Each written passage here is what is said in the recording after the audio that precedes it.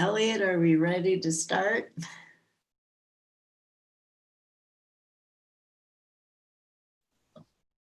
Hello, we are ready to start. Would you like to do the honors? I'll just jump right in. All right. Okay, great, thank you. Hi everyone, my name is Sandra Ingerman and I want to welcome you to our circle this evening.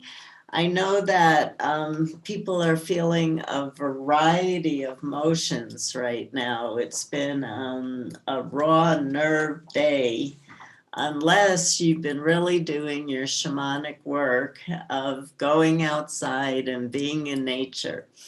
So in this session, I'd like to introduce you to shamanism and especially to the shamanic journey, which is a practice of direct revelation. And I know I have some very experienced students listening tonight because, my God, tonight's a great night to go to the spirit world and to do some healing work and clearing and journeying and return to our center. So I'll be talking to two different populations at the same time, and the journeys will feel good to all of us. So I'd like to start us all off from the beginning so that we all get on the same page. But before I do that, shamanism is all about relationships. It's all about connections. And so the word shaman itself comes from the Tungus tribe in Siberia. It's actually a Siberian word, which a lot of people actually don't understand. And it means one who sees in the dark, healer. A definition I heard recently is one who knows. And I really like that because with direct revelation and speaking with the spirit world, you get so much information. You become one who knows and can work with the spirits. And so a shaman is a man or woman who goes into an altered state of consciousness and performs a practice called shamanic journeying. It's actually a ceremony. Everything in shamanism is a ceremony. And in this ceremony, the shaman can travel outside of this ordinary dimension that we live in right now. And we can travel out to other realities where there are beings, angels, mystics, animals, gods, goddesses, ancestors, all waiting to volunteer themselves. They're all deceased. And they have this incredible perspective on planet Earth. And so they can look down and they can say, ooh, you're going the wrong way. Let me help you out. Let me give you some guidance. And so shamanism is really a practice for what we call direct revelation. And I'm a child from the 60s, and so I love direct revelation because there are no rules except do no harm. And nobody can tell me what to do because direct revelation means you have your own access with the helping spirits who volunteer themselves to you to help you evolve, to help you learn how to live your life in a meaningful fashion, to help you heal, to help others heal, and to help heal our entire planet. That's a lot. And so shamanic practitioners, which is what we call people who are practicing shamanism but don't have the destiny, weren't born with the destiny to be a shaman. Shamanic practitioners, today we have tens of thousands of them around the world. You know, back in the old days, there was 1, 2, 3 shamans for an entire village. But with the evolution of consciousness, people have, it's now time for all of us to get our direct revelation and stop giving our power away to others. And so the really interesting thing about shamanism is we know that the practice dates back over 100,000 years. So think about it, tens of thousands of years down the line, nobody's practicing shamanism like it was originally practiced, but it evolves. It evolves for the culture's needs, for the people's needs, for the times, for the urgencies that are happening, the urgent tragedies. And that's going to be different in every part of the world. Right now, we have a shared issue with the COVID, but typically countries are dealing with their own issues. So we practice differently depending on where we are, because the spirits are going to give us different kinds of help depending on what's happening. So everything around tonight is around healing, and we're going to do a healing journey. I'm going to give you all the instructions that you're going to need to do a journey, and we're going to end with a healing ceremony for the planet. But before we get into all of that, I need to give you a short introduction to shamanic journeying. And shamanic journeying is a ceremony. And one of my favorite lines that I use all the time, it came to me in a journey, is that ceremonies are the vehicle of change for the shaman. And they're what helps keep us centered, because we have to move into our divine self to be able to communicate with the divine without. And so it gives us the opportunity to move into sacred space, and all kinds of things start to happen when we move into sacred space.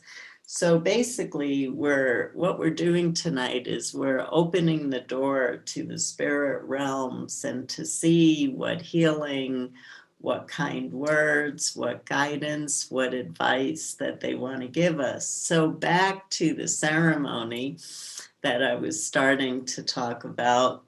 Ceremony is the vehicle of change for a shaman, and journeying is a ceremony. So it's a ceremony of change, and every single ceremony has a beginning, a middle, and an end. And so we have to start with our beginning for the night. So I gave you the briefest introduction of shamanism possible, just to start allowing you to imagine tens of thousands of years ago and on, in every culture. Shamanism's been practiced in almost every single culture. Your ancestors practiced shamanism. So imagine connecting with all our ancestors of the planet tonight, and drumming in exponential support, past, present, and for the future. We have a lot of power that we can bring in, but first we need to start with setting our intention and with an invocation. Because to start a ceremony, you want to create sacred space. So if we weren't online, I would be creating with you altars outside, or if we were inside, we'd be bringing in beautiful objects from nature. Shamanism is a nature-based practice, and shamans actually learned how to heal from plants. That's what I was shown in a journey. It's all about nature. And so, you bring in beautiful things from nature, and you have this sacred altar. Your house is sacred, or your land is sacred, or your neighborhood park is sacred, and it becomes a beautiful place to work. And the ceremonies that you can do are absolutely positively endless, but we're starting with a shamanic journey as a ceremony. And so in shamanism, there are 3 different worlds that shamans travel to, and they're connected by what we call the world tree. The roots of the tree go down to the territory that we call the lower world. Here, where we live now, that's called the middle world, and you can still journey in the middle world. We do remote, long distance healing work in the middle world. Middle world journeys are used to find lost and stolen objects. You can listen to drumming, and you can walk around your city without having to move, looking for where you left your keys. And there are people who are really good at it and find kidnapped victims and lost dogs and cats. So it's that one is a real gift. And then there's the upper world, and the upper world is through the branches of the trees into another dimension, past the fog and the mist. And think about some of the old cartoons that you used to watch, especially Jack and the Beanstalk climbing up the tree and then hitting a cloud layer. And once he stepped over the cloud layer, he was in another world called the upper world. So in shamanism, we have these 3 territories. They're called the lower world, the middle world, and the upper world. And they're connected by the world tree. And again, in every culture, this is so much of the mystery of shamanism. In almost every culture, you see the same 3 territories talked about. The only difference that you see is that some cultures believe there are 9 levels up and 9 levels down. Some people believe there are less, some people believe there are more. But really, the cosmology is the same. And think about that, because this practice dates back so many tens of thousands of years. How does the cosmology stay the same globally, all over the world? You can imagine there were more migration patterns than we probably ever realized. And so tonight, I thought that what we do is we'd go to the upper world for a journey for healing. So I talked about the territories. We have the lower world, we have the middle world, and then the upper world. The lower world and the upper world are what we call transcendent realities. There's no good or evil there. There are just divine beings there. And the middle world is the human realm and the realm of nature. There's nature, of course, in the lower and upper realms. In the lower world, there are what we call power animals or guardian spirits. So if you have an ant, that wouldn't be an animal, you would call it a guardian spirit. If you have an elf, that would be a guardian spirit. So we have all these power animals and guardian spirits who at our birth say, I'm going to volunteer myself and make sure that this person, Sandra, is okay in her life. They won't protect you from your life challenges, because challenge is how we grow, but they'll protect you from anything that they can protect you from. And also in the lower world are what we call teachers in human form. And so these would be the gods and goddesses, mystics, ancestors, and the list goes on, but they're human teachers who come in to help you out. So they're divine beings. They're deceased now. They have no personality. They're deceased. They take a form for you to give you comfort. They take a form so they can speak to you. And then in the lower world, there are also power animals and teachers in human form.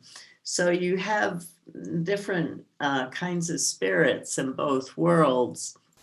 And I've been practicing shamanism for 40 years, so I've been journeying for 40 years.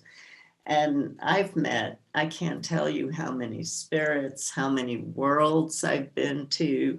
I've met spirits that are billions of years old. I've gone way into the future, thousands and thousands of years ahead, into multiple dimensions. What we can do with shamanism is completely endless.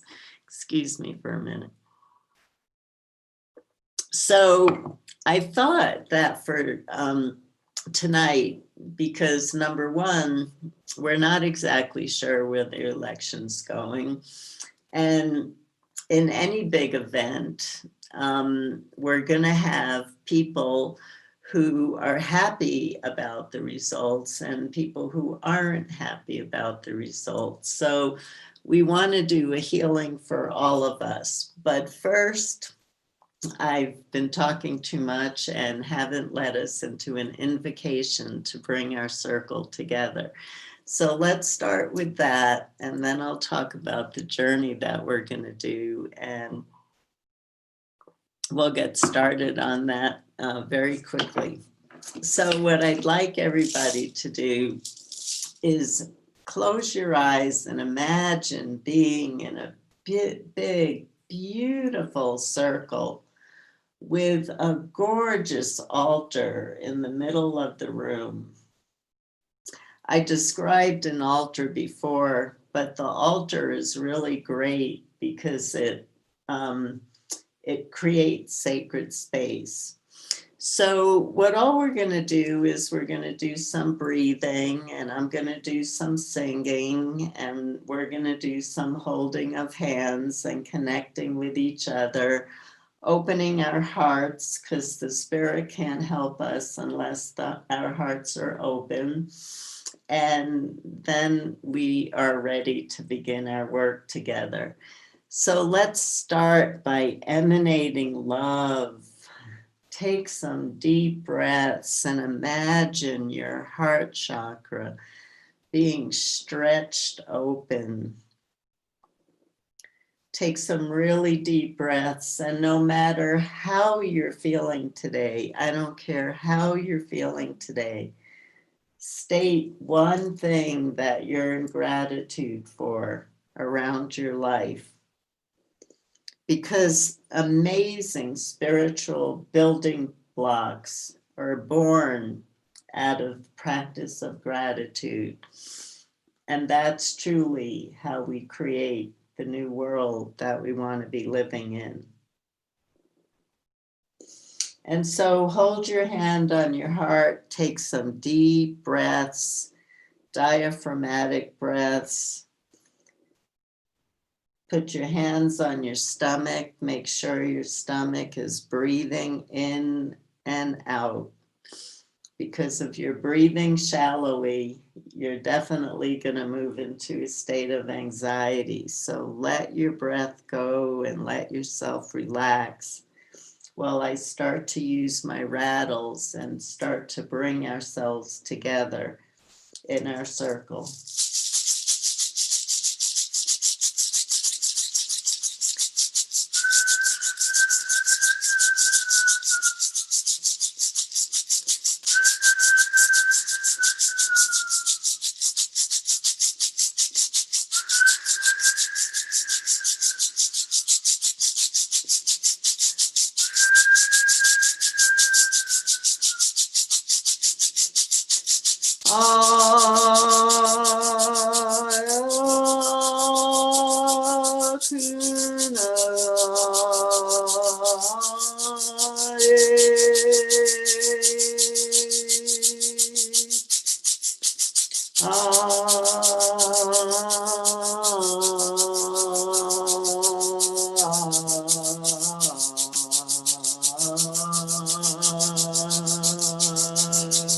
Yay.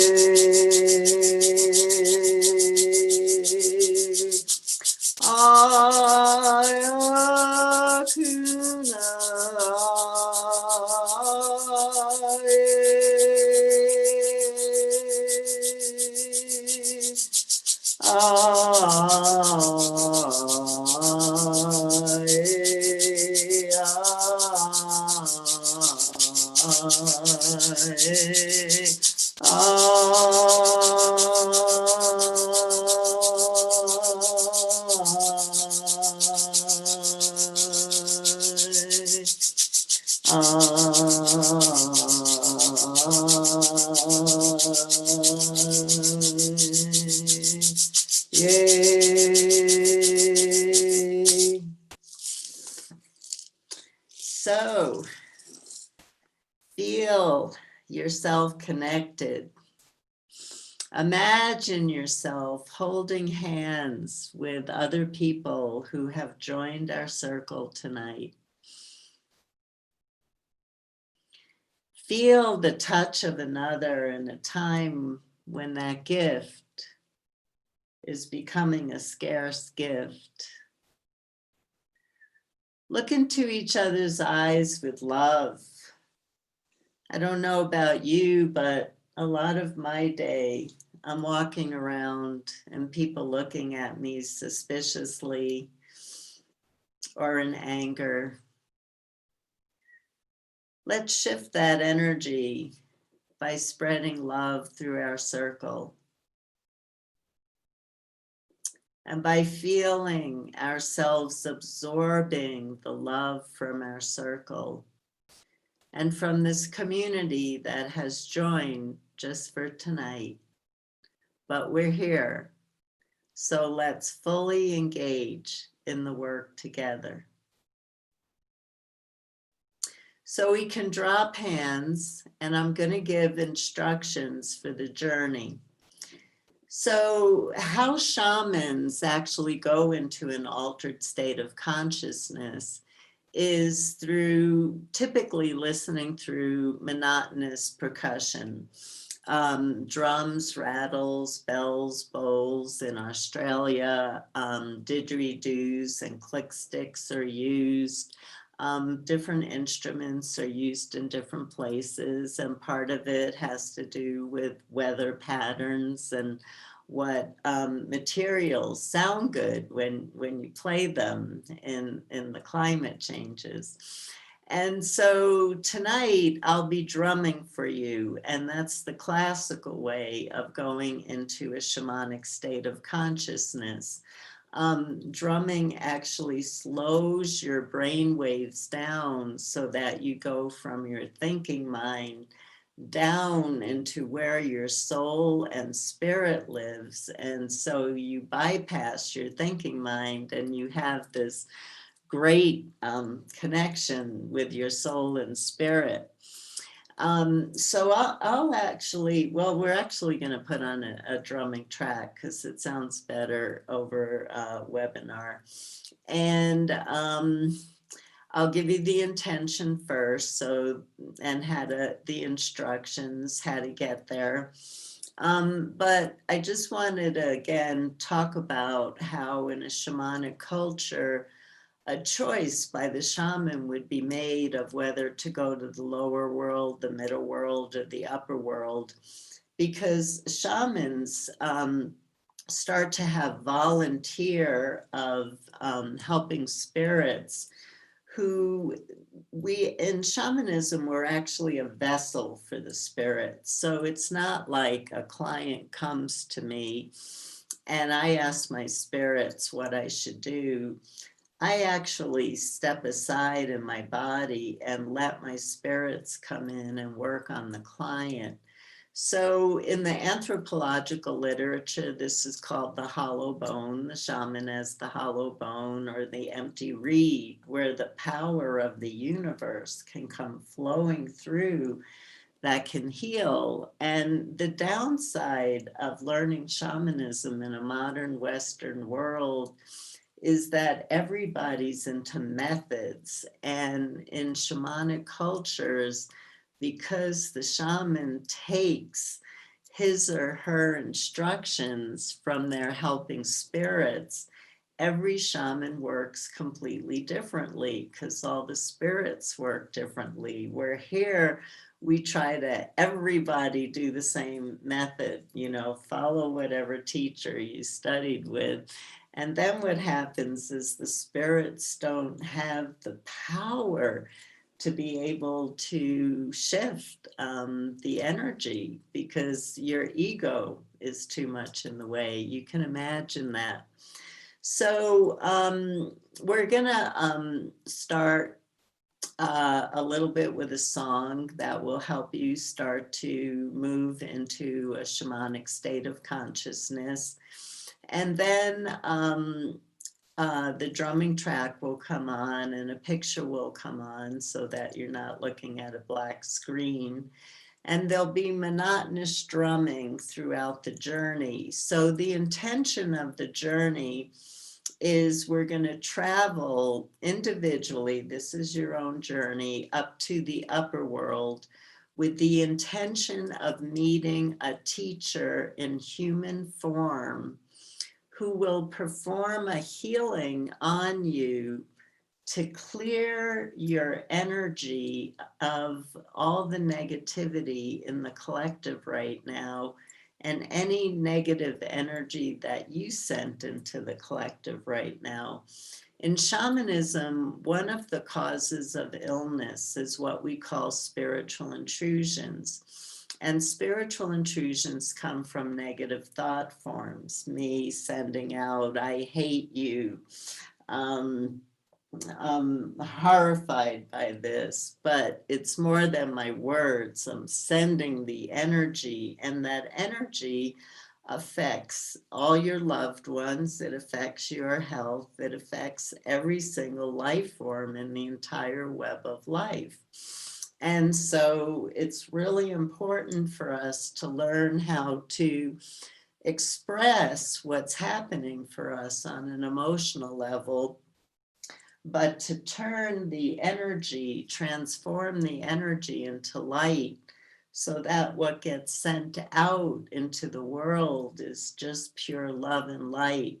Imagine living in a collective where everybody is emanating love and light. They're still having the right to their own feelings of anger, of despair, of all of that, but they transform it to emanating light into the collective. Imagine what would change on the planet. Imagine how consciousness would raise. Imagine how people's health would improve. So that's what we're going to do tonight. We're going to travel up. We're going to the upper world. And we're going to ask to meet with a teacher in human form who will perform a healing on us and to remove any negative energies that we've absorbed from the collective and transform any negative energies we sent out into the collective. So that's going to be the journey. And then we'll do a ceremony later for the earth and all of life. Okay. So again, the journey is going to be to go to the upper world, to meet a teacher in human form who might appear as a god or goddess, a teacher that you know, a mystic, an ancestor, a religious figure. And it could be a person you don't recognize. Shamanism is filled with surprises, and that's why I love shamanic journeying. I'm always surprised. I never get what I expect. So the way to go to the upper world, so what will happen is the drumming will start and you're going to repeat your intention. I want to go to the upper world to meet a teacher in human form. That's your intention. I want to go to the upper world to meet a teacher in human form. And then as you're traveling through the stars and the sky, you're still in the middle world, seeing all the beauty of the night sky. At some point, you'll hit like a skin membrane or a fog, and just go through that. It's a transition. It's not a barrier, it's a transition. And go to the first level of the upper world and see if a teacher is waiting there for you. If a teacher is, ask the teacher, are you my teacher? And then ask the teacher to do a healing for you of anything that you've picked up or sent into the collective. And so you're in the journey, you're working with the teacher, and all of a sudden you're going to hear a change in beat. So the drumming track is going to sound like this. I'll just give a minute demonstration. And then you're going to hear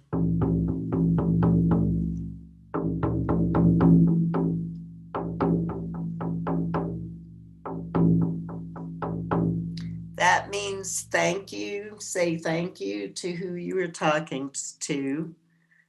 And then retrace your steps. Think about taking a hike in the woods. You hike on the trail and then you turn around and you come back the same way. And then you come back grounded and not lost. And then there'll be 4 drum beats.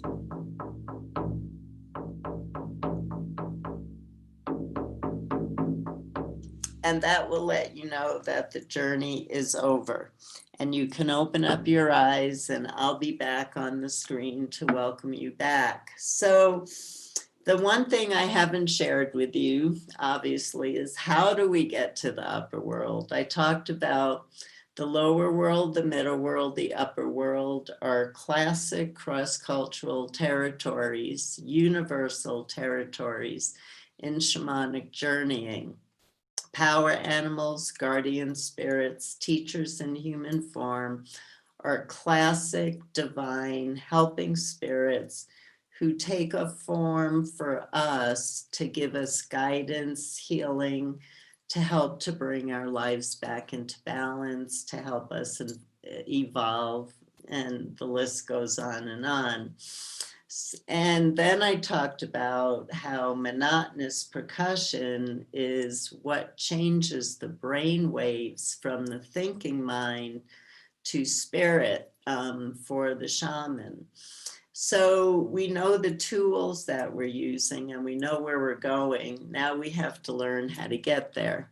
So the way to get to the upper world is the very first thing you want to do is think of a place in nature, some park or some beautiful place in nature that you love to visit for regeneration. Go to that place in nature and look around you for a way to get up. Classical ways where shamans would climb up on ropes to the upper world. They would climb a ladder. That was really, really one of the most common ways in Asia is shamans climbing ladders into the upper world. They get to the upper world on the smoke of a fire, the smoke of a chimney, a rainbow. I already mentioned climbing up a tree. And we're actually going to have an image of a beautiful tree in case you open your eyes so that you don't see a blank screen. It's a gorgeous tree. And in shamanism, we have the world tree where you climb up the roots into the upper world and branches into the upper world, and you climb down the roots into the lower world. And so we're going to have a picture of a tree to help us. You're another helping spirit, if you've journeyed before, can take you up to the upper world. I know students who use hot air balloons. So you go to a place in nature and you just want to find a way to get up past the clouds and the stars and the moon and go through the transition layer and ask to meet a teacher in human form who's willing to perform a healing on you to clear yourself of any negativity that you picked up from the collective or that you accidentally sent into the collective. Stay in the journey until you hear that return beat that I demonstrated for you. You can ask your teacher more questions if the journey's over for you. And then I'll welcome you back. So I want everybody to have a happy journey. And I just want to mention that for those of you who have journeyed with me before, you're welcome to use a drum or rattle and sing and dance during this journey. So I wish everybody a beautiful healing on this journey. And now Elliot will turn on the drumming track and put up an image for us. All right. One moment, everybody.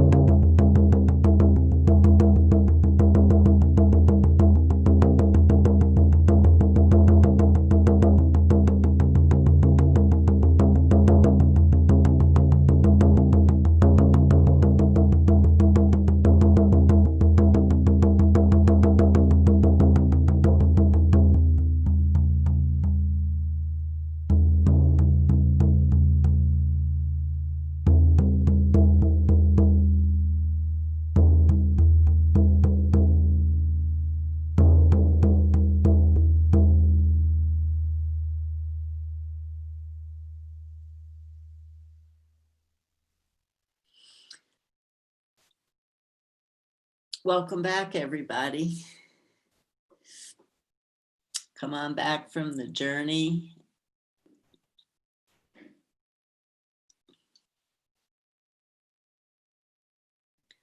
Everybody back?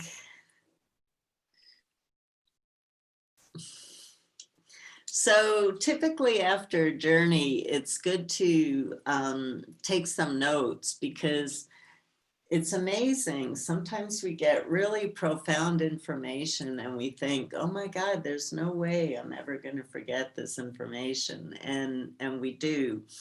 And for those of you who were not successful, I've been teaching shamanic journeying for 40 years. I've taught it all over the world to tens of thousands of people. And I know that you can find the right doorway in, but everybody's a little bit different. Some people need to sing their journeys. Some people need to dance their journeys. Some people need to sit. Some people need to walk. Some people need to lie down. I'm clairaudient. I don't see in my journeys. That's the biggest mistake people make, is trying to see. I hear my helping spirits. I'm also clairsentient, so I feel the body. I feel the information in my body and in my bones. So people get so stuck on seeing the movies that they give up. And there's so many different ways to journey. And my God, the depth that people have gone to who persevered, it's extraordinary. It's just that we have to find that opening into our own gifts. We all journeyed as children. Every one of us journeyed as children. We just have to remember how. So we went to the upper world to clear some of our field of energy, because you can only imagine during all this election stuff, it's like I felt like mud was being flung at me all the time, and I wasn't leaving the house. I'm talking psychically, what was going back and forth. The division, I don't know if we have people, well, I know we have people from other countries here, but you've been watching America very closely. The division here is quite striking, and that's what we have to be afraid of more than anything, is the division, because all miracles can happen if we come together, but complete destruction could happen if we completely divide. So so I did just share about going to a teacher for healing, but I wanted to take a few minutes to talk about how shamans actually perceive emotional and physical illness. So in the practice of shamanism, we actually don't differentiate between emotional and physical illness. What we're looking for is what is spiritually out of balance. And there are a few things that could be spiritually, there's obviously lots of things that could be spiritually out of balance, but there's 4 major causes of illness. One cause is power loss. I talked about how we all have a power animal or a guardian spirit from birth. We have 2 to 3. Some people have whole teams. It depends on how many volunteer to you. And they come and go over time. So, we all have these guardian spirits. Occasionally, and there's no theory in shamanism about this, occasionally a helping spirit will leave a person and a new one won't come in. And in those cases, the person feels powerlessness, depressed all the time, suicidal, always having a cold, sick, I don't feel vital, bad luck. I'm always having bad luck, always. And as I said earlier, your helping spirits will keep you out of harm's way as long as it's not for your benefit. like there's growth or evolution that's going to come from it. But with some people, and I think everybody knows somebody who had an unusual string of really crazy events where you go, my God, was this person hexed or cursed in some way? Something's not right here. I don't know what it is. And so in those circumstances, a shaman would work with his or her helping spirits. The shaman never makes the diagnosis. It's the helping spirits. The helping spirits make the diagnosis. They do the healing work. They take care of the client. The shamanic practitioner is the medium for that work and the human connection for the client. So with power loss, one would meet with I would meet with my helping spirit who I work with for healing and ask, is there an old helping spirit who's willing to return to my client's life to help her out, to restore power to her at this point in her life? And that's called a power animal retrieval, where the shaman goes typically into the lower world and searches out for a new helping spirit. Soul loss, which I wrote a book on, my very first book on soul loss, soul retrieval, mending the fragment itself. What I found in my research, excuse me, what I found in my research was that in almost every shamanic culture around the world, it's seen that illness is due to the loss of the soul. And the definition of soul that I'm using is soul is our essence, it's our life force, it's that part of ourselves that keeps us alive. And whenever we experience a trauma, a part of ourselves can dissociate. A head-on car collision, abuse, an accident. People get soul loss with surgery. Their soul gets bumped out during the anesthesia and can't find its way back in, and the person is so spaced out afterwards, can't get back to their life. Emotional, physical trauma, like any kind of abuse, incest, emotional abuse, being in a war. We see tons of soul loss, obviously, with people who have fought in a war. Of course, all the PTSD that we're all growing up with today really calls for soul retrieval, because what happens is when you have different soul parts out there, you feel discombobulated, you feel dissociated. I don't belong anywhere. Where's my thrive for life? Where's my motivation? Where's my meaning? It seems like everybody else is doing better here except for me. I fall into that one a lot. And so it's the job of the shaman to identify where the soul has fled to, and then to physically bring it back to the person's body again. Again, the spirits diagnose if it's soul loss, and the spirits say what soul parts need to come back. So like my power animal, I love working with him for soul retrieval because he'll take me back to solve these incredible mysteries. I have a 60-something-year-old client in my office, and how did all of this happen to her in one lifetime? And I'll journey to him, and he'll take me back, and he'll say, at age 4.5, this is what happened, and this started the whole entire loop of this behavior. So we bring back that core piece, and that behavioral loop just stops. The person, we will keep re-traumatizing ourselves just to try to reach for our soul parts back.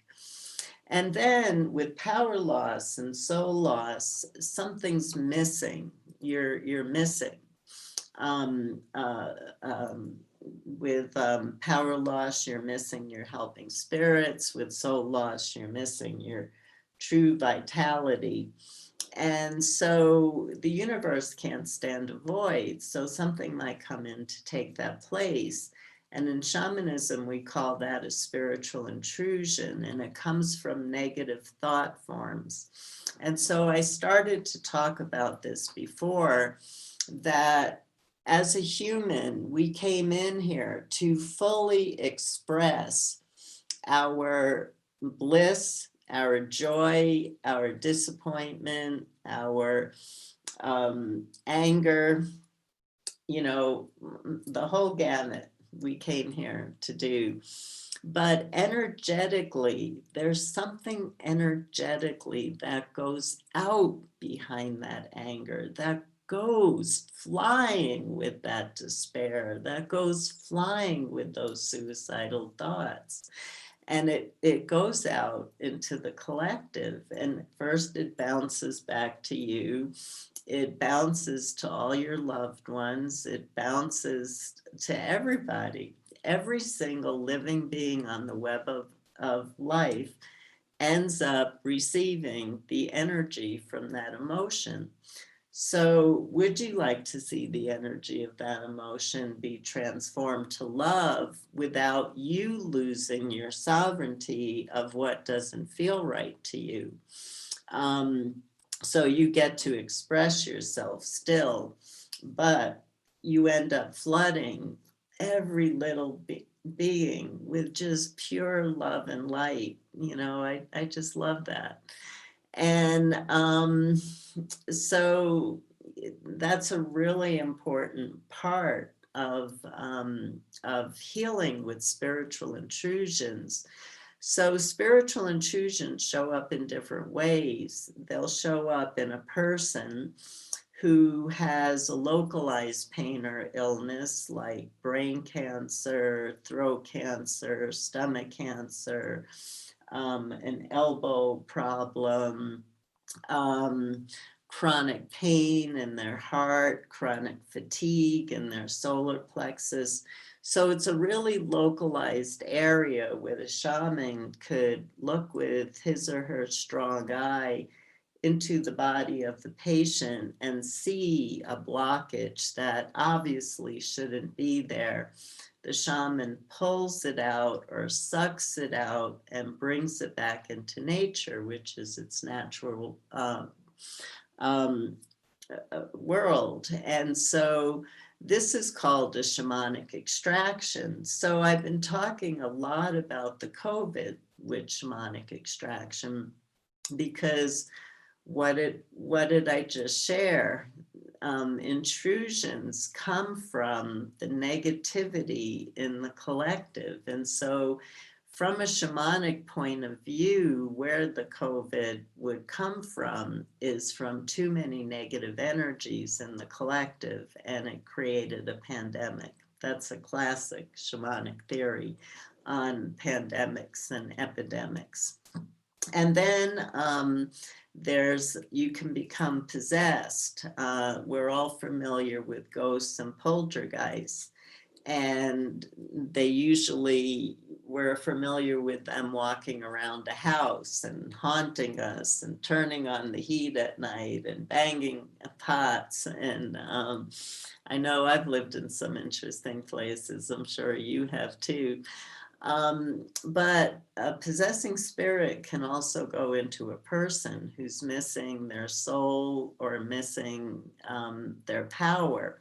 And then you have two people, a deceased person who doesn't know they're dead, who needs to be transported to the upper world, now living in a body, so that you have two personalities, and sometimes that turns into multiple personality, where you have to do psychotherapy on that spirit and get it to leave. This isn't your home. You're much better off in this other world. It's a complicated subject. I'm doing the best I can in the short time that we have. So power loss, soul loss, spiritual intrusions, taking them out in extraction and depossession work, giving therapy to deceased spirits that are stuck here to go back home. Those are the four major ceremonies that are done to heal emotional and physical illness.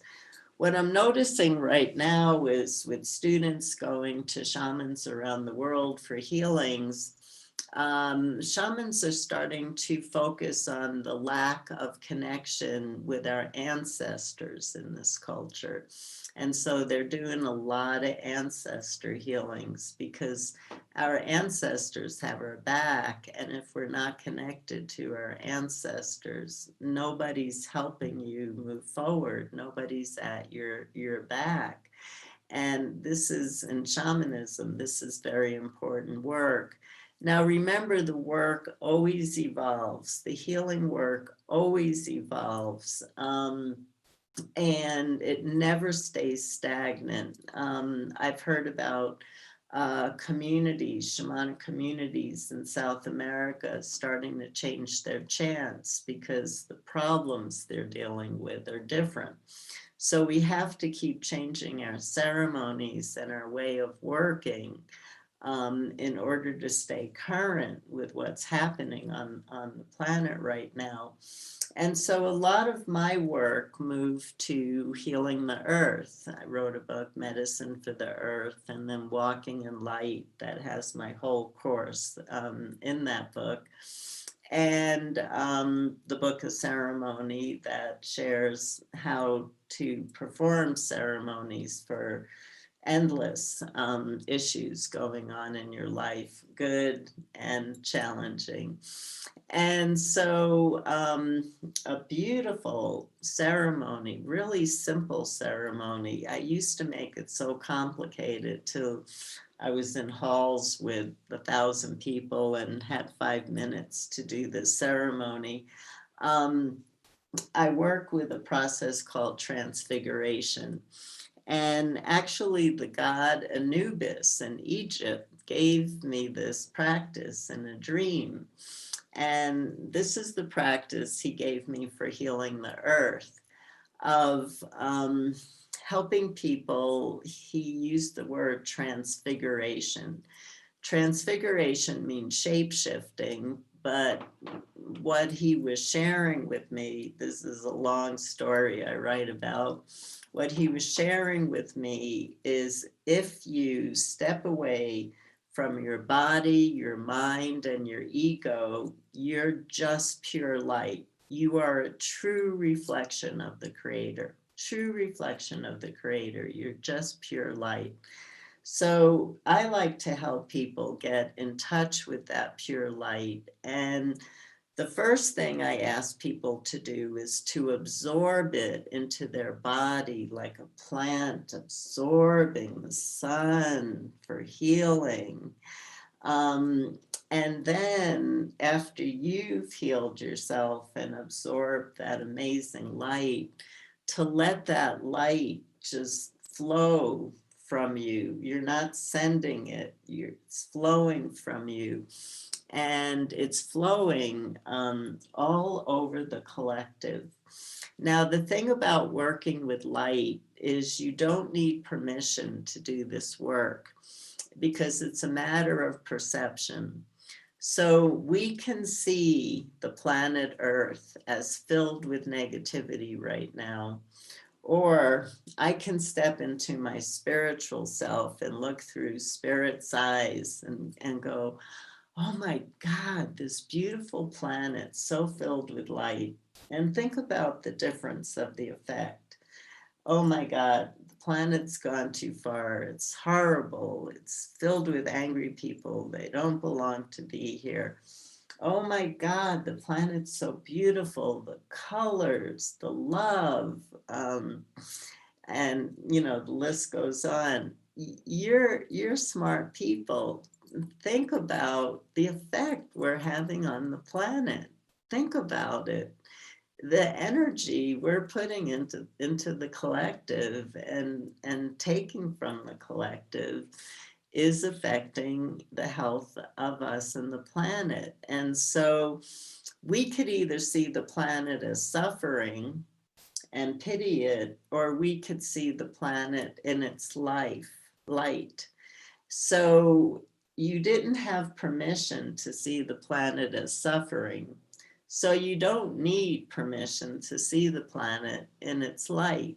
I hope that you understand that. So it's a really safe healing practice for other people, animals, the planet itself. So if let's just say I said I had a cold tonight, and would everybody see me in my divine light instead of sneezing?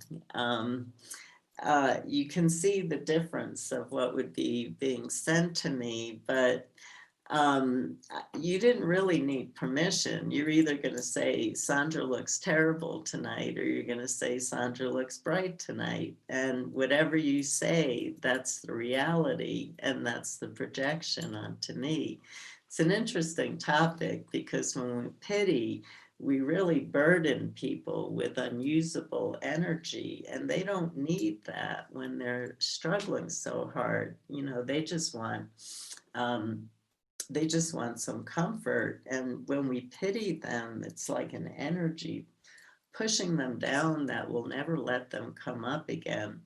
So light, after, I spent so many years, as I said, I started studying shamanism in 1980. After so many years in the late 1990s, my work, I still teach all the other work, but my work really focused on healing with light. What I shared with you about allowing the light to flow through you into the collective was for healing the earth. And we did scientific experiments that are in some of my books, where we polluted water and where we showed by just seeing the water in light, not sending light to the water, just perceiving it in light, healed the water. So that's a powerful statement. We did that experiment all over the world. And then my work, and I have to be very brief with this, turned to, if we're having so much success with nature events, we were having some good results with some tragedies that happen in nature using transfiguration. What would happen if we did this with a person who was given a diagnosis by a doctor? So we started doing the same thing, not sending healing, not sending soul, not sending anything, just seeing the person in their perfect light while you're in your perfect light. And I call that healing with spiritual light. And we've had magnificent results. So power loss, soul loss, extraction, depossession, working with ancestors, working with light. As you can imagine, this spans tens of thousands of years of shamanism. So I'm just giving you the bullet points of, if you want to research some more about shamanic healing. So I thought that how we'd end our session tonight is to actually perform a short transfiguration ceremony for each other and for the planet. And so I'm going to guide you in the ceremony. I am going to ask Elliot to put back up the photo, but I will be drumming and speaking to you during all of this. And so what we're going to do is we're going to go off to a beautiful area, meadow, where there's going to be a crystal globe, and I'll lead you in the radiating of light to the earth, and then we'll also be radiating light to our circle. Now, I do want to share that toning helps to keep the energy of the transfiguration of staying in light going. I will be toning. I don't have the best voice. We can put it on live. So you tone with me, okay? We won't put you on. We'll keep you on mute because webinar can't handle that. So I'll be the only person toning for just a few minutes. And the thing that people get confused with, this is the feminine principle of healing. It's who we become, not what we do, that heals the world.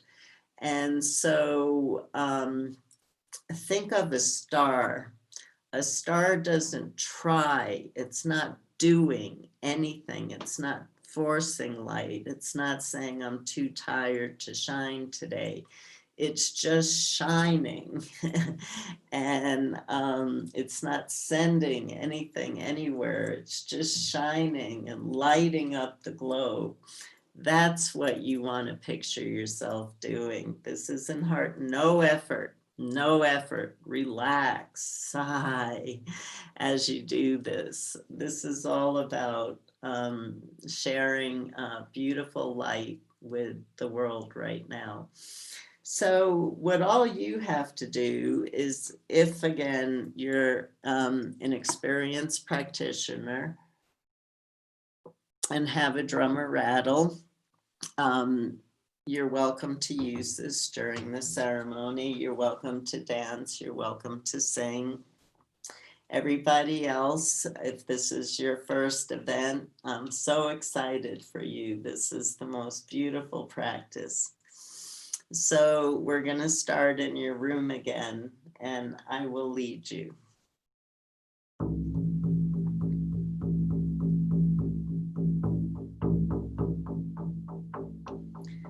Placing your hands on your heart again.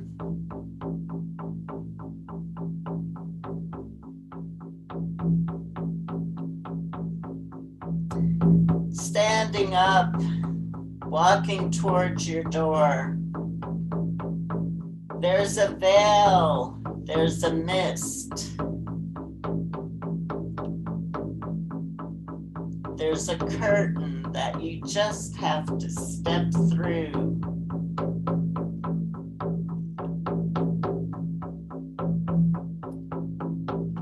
Where you find yourself on a beautiful, beautiful path in nature.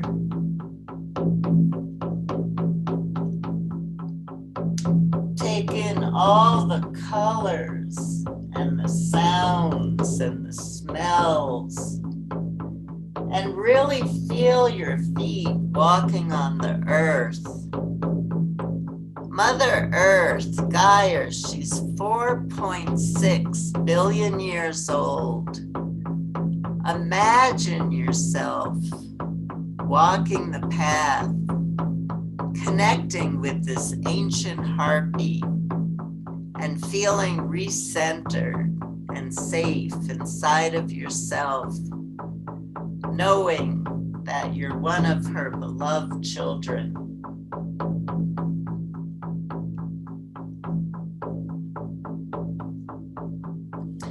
And as we start to come to the top of the path, you'll notice that there are guardian spirits. They're standing by a circle of trees. And they're here to cleanse us so that we only bring sacred space into our circle.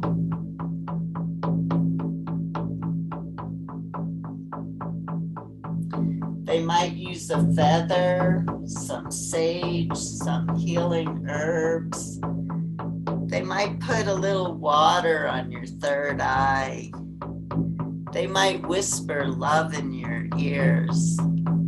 They're such beautiful beings, so filled with love and light. Let them welcome you into our circle. And we start to circle around in the middle of the grove of trees.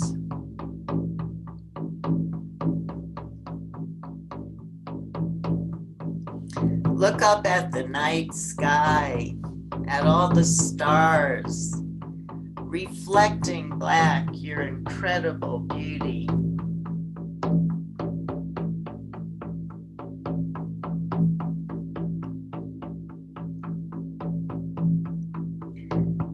The guardian spirits put an altar up for us here. We have all kinds of beauties from the earth, from shells from under the sea, stones, pieces of wood from the earth. A gift the wind blew our way. A gift the fire sculpted for us. We have beautiful candles going. Such a sacred space. If we moved into sacred spaces like this more often, our planet and the behavior of humans would be so different now. So we once again form a circle, holding hands with the person next to us. And look into their eyes again. Notice if they're just a bit shinier from that healing.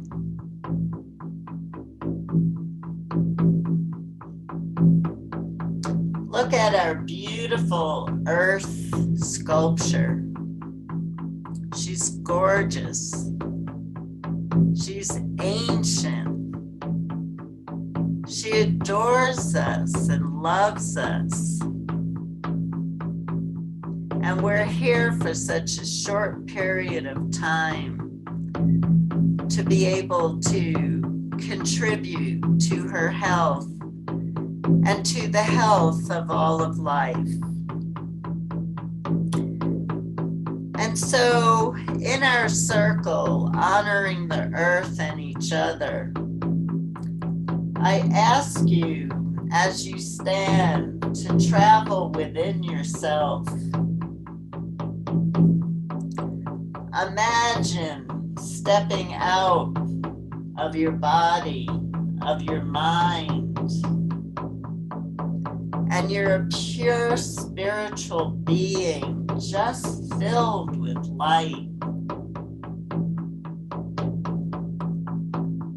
Let that light move through every cell, bringing healing beyond your comprehension.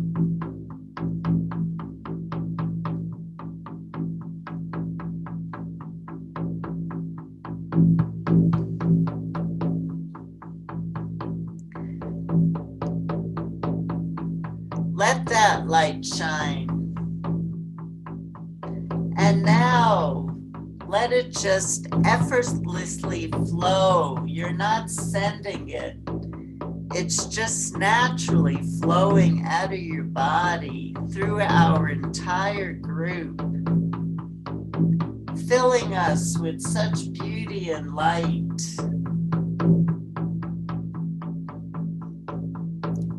And now, as we focus on planet Earth, just focus on the places on the earth that you care about right now.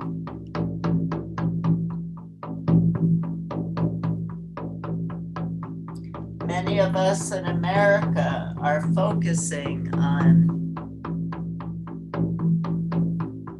flooding the collective of America with light.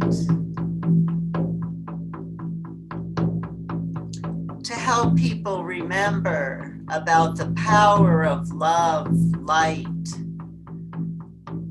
honor, and respect, equality.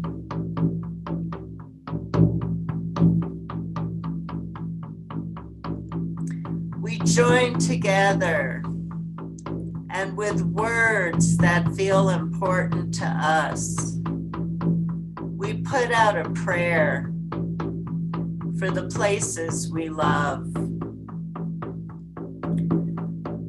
I will start this by singing the song of creation, of toning,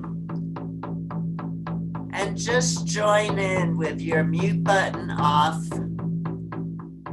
If you feel like you're disconnecting from your light a bit, and let's keep let light immerse itself in our collective and circle within and throughout the earth.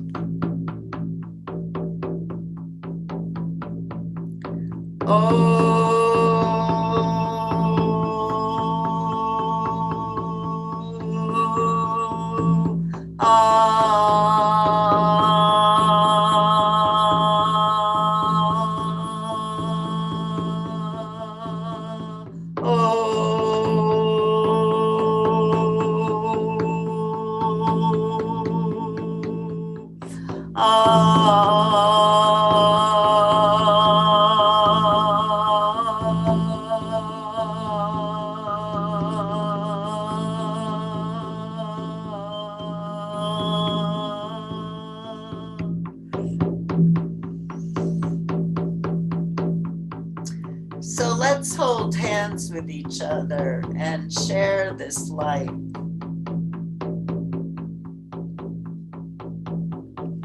Look up at the night sky and thank the stars for their inspiration.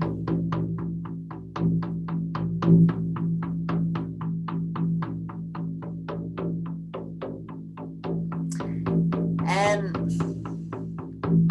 this might take a couple of minutes longer, but I think that's okay for us to stand at the altar in the night sky and end with a song together. The words are, I call to the power of the thunder beings.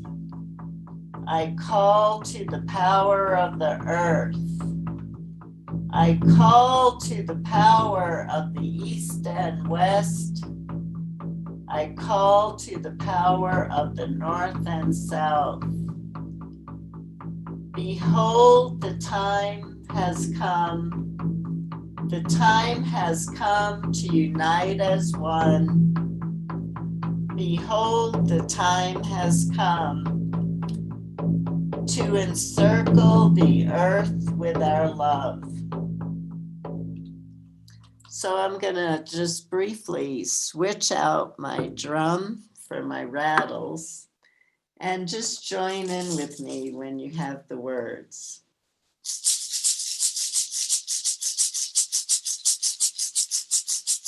I call to the power of the thunder beings. I call to the power of the earth. I call to the power of the east and west. I call to the power of the north and south. Behold, the time has come. The time has come to unite as one. Behold, the time has come to encircle the earth with our love. Okay, so I'm going to drum you back home. Good work, everyone.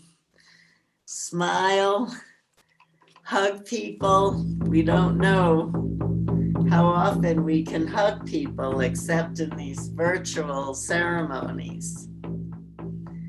Thank the night sky and each other. Blow kisses to the crystal sculpture of the earth, filled with our light, filled with our love, filled with our honor and respect. We say goodbye to the guardian spirits. Thank you for creating this sacred space for us. And we start to walk back down the path.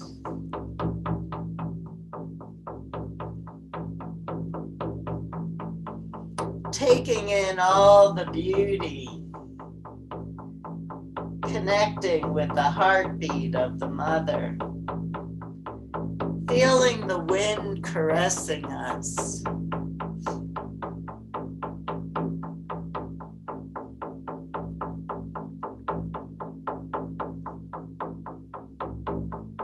And we always give thanks to water and fire, especially as the sun, for the sun gives us life.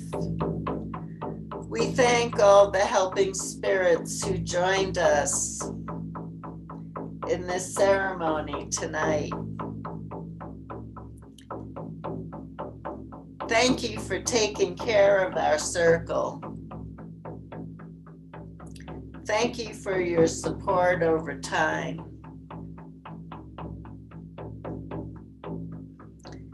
And now that we're closing our ceremony and we step back through the veil into our room, we feel ourselves grounding like a tree, deep roots coming out of our feet, branches coming out of our head. Feel that deep grounding power and strength that comes from connecting to nature and the spirits. And make a choice if you would like to continue this work. It's a beautiful path.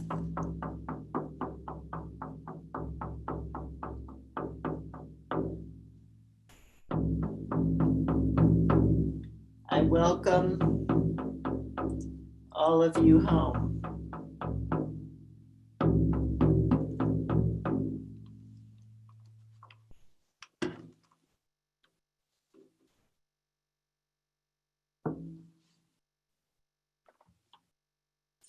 So my ceremonies tend to end the same with some fairy bell magic. We can all use some magic in our lives right now. Blessings, everyone. It's been a delight to work with you tonight. And it's an important night. Keep doing ceremonies, rituals, keep doing work to clear your collective. We really, really need to bring people together. We need to heal our relationship with nature first. And we really need to bring people together. Living in a divided country like this is not healthy. And this is not what we actually, it's not our destiny. It's not what we came here to do. We came here to create a new dream. And there is a dissolution process going right now in the old dream that isn't working. But in order to create the new dream, we really have to come together. So I love you, everyone. Thanks for joining tonight. I hope to see you again. Blessings.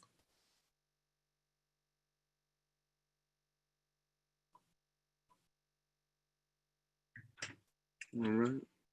Wonderful. Thank you. So I was 3 minutes late, but that's better than the shift network. Yeah, I think it's just about all right. Good. Yeah. How do you think it went? Do you think it went okay? I think it went just great. Good. Everyone, so sorry, just looking at something in particular. All right. Mhm.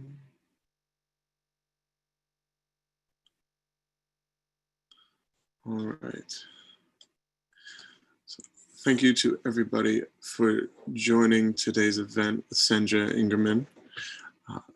We will be posting links in the chat for the Menla and Tibet House online communities, as well as any links that Sandra may prefer, so you can stay connected with all our online communities. I am also going to provide a donation link in the chat. Anything you can give is deeply appreciated, and it goes a long way to supporting Menla, and also to us continuing to offer online programming. And we really appreciate that. I will also be posting the landing page link. The landing page will allow you to obtain a recording of this session. When I give you the landing page, it'll be give or take about a week for the recording is made available, but then you will have it indefinitely, I believe.